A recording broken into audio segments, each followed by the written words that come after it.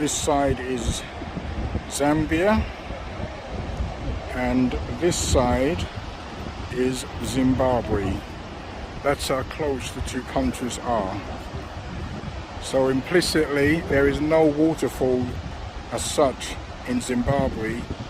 The only waterfall in Victoria Falls is actually from Zambia. All they can see in Zimbabwe is literally just a little stretch here. So Zambia is the Magnifico. Here we have some birds. What birds are they?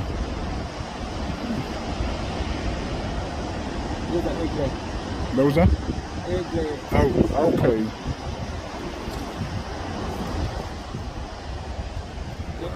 So you can just stand somewhere there. I take your pictures now. Can you give me a phone? Yeah.